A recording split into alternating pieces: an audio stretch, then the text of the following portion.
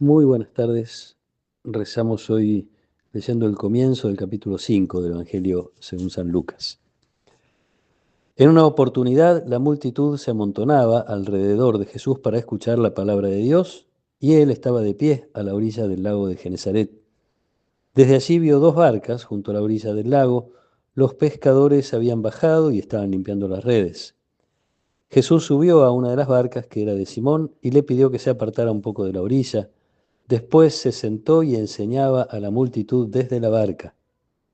Cuando terminó de hablar, dijo a Simón: navega mar adentro y echen las redes. Simón le respondió: Maestro, hemos trabajado la noche entera y no hemos sacado nada, pero si tú lo dices, echaré las redes. Así lo hicieron y sacaron tal cantidad de peces que las redes estaban a punto de romperse. Entonces hicieron señas a los compañeros de la otra barca para que fueran a ayudarlos. Ellos acudieron y llenaron tanto las dos barcas que casi se hundían. Al ver esto, Simón Pedro se echó a los pies de Jesús y le dijo: Aléjate de mí, Señor, porque soy un pecador. El temor se había apoderado de él y de los que lo acompañaban por la cantidad de peces que habían recogido, y lo mismo les pasaba a Santiago y a Juan, hijos de Zebedeo, compañeros de Simón. Pero Jesús dijo a Simón: No temas, de ahora en adelante serás pescador de hombres. Ellos atracaron las barcas a la orilla y abandonándolo todo lo siguieron. Palabra del Señor. Es lindo ver que a Jesús no solo lo van a buscar por su poder de sanar, como escuchamos ayer, u otras veces para cuestionarle cosas, para preguntarle cosas, para pedirle cosas. Es lindo ver que en esta oportunidad la multitud se amontona para escuchar la palabra de Dios. Es sencillamente esto, ¿no? Descubren que así Dios les está hablando y quieren escuchar, quieren aprender de este maestro.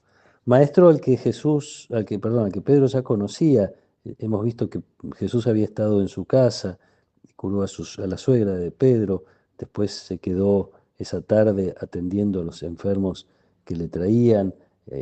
Ya tenía la suficiente confianza Pedro como para pensar que la palabra de Jesús tenía fuerzas como para hacer algo que humanamente es impensable. Ya habían estado intentando y no les fue nada bien. Sin embargo, bueno, la palabra de Jesús hace que en un momento del día que no es apropiado para salir a pescar, salen a pescar. Con esto que tiene la barca de Pedro muchas veces y las barcas en general como signos de la presencia de la iglesia. De hecho, Jesús desde la barca enseña, como si dijera, desde la iglesia enseña, ¿no? Y también después es allí donde los discípulos van a tener que seguir desarrollando su tarea. Jesús va a cruzar muchas veces de un lado a otro. Y en esta oportunidad la invitación es muy significativa. Hay que apartarse de la orilla y navegar mar adentro. Hay que meterse en lugares un poquito más peligrosos, probablemente, o al menos no tan seguros como la orilla, y lugares más profundos en función de llevar el mensaje. Esto es lo que tiene que hacer la iglesia. Parece que la imagen es muy linda en este sentido. Pero más allá de eso, también es verdad que en lo más inmediato uno tiene que leer que Jesús, que entró en la casa de Pedro, después entró en su barca, se le metió en la vida a Pedro. Y de tal modo que termina haciendo que Pedro se meta en la vida de Jesús, por decir de algún modo, ¿no? Esta reacción, primero del temor, que es como compartí en estos días, es la experiencia de la presencia de Dios, en definitiva, es el descubrir la propia pequeñez frente a tanta grandeza. El temor y la disposición a reconocer su propio pecado, y no solo la pequeñez por ser una criatura que está delante de Dios, sino por su propio pecado: apártate de mí, Señor, porque soy un pecador. Y a pesar de eso Jesús lo anima a hacerse, a animarse, a confiar en su palabra también, no solo para una pesca, sino para la pesca a la que Jesús lo quiere enviar: serás pescador de hombres.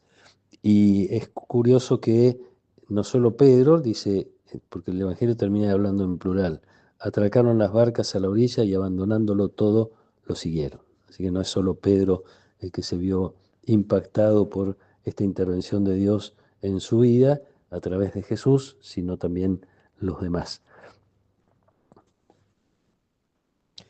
Es el comienzo de un camino para los discípulos, un camino que, como les decía, vamos a recorrer nosotros también de la mano de Lucas, el comienzo de un camino que les va a hacer tener distintas experiencias y generalmente uno asocia, a mí me resulta fácil asociar esta situación con el diálogo que tiene Jesús resucitado con Pedro, cuando vuelve a confirmarlo en la vocación de apacentar las ovejas, esa que le pregunta 3 veces, Pedro, ¿me amas? Y termina diciéndole, tú sígueme, porque Pedro le pregunta qué va a pasar con Juan, pero viene siendo como una confirmación de este primer llamado que recibe Pedro en su corazón, que va a confirmar en el camino que va a hacer con Jesús. También va a confirmar con mucho dolor que es un pecador y lo va a negar a Jesús. Y después de todo ese proceso, entonces es que Jesús le da esta nueva oportunidad. Parece lindo celebrar así los llamados de Jesús. Jesús que se mete en nuestra vida cotidiana, en las cosas que nos son más propias, como era para Pedro su casa y su barca, eh, y que se mete en nuestras vidas para invitarnos a que nos metamos nosotros en la vida de Él, ¿eh? Reconociendo los signos de su presencia en nuestra vida, sentirnos también nosotros llamados a ser testigos, como lo fueron los apóstoles. Que nos acompañe la protección y la bendición de Dios Todopoderoso, del Padre y del Hijo y del Espíritu Santo. Amén.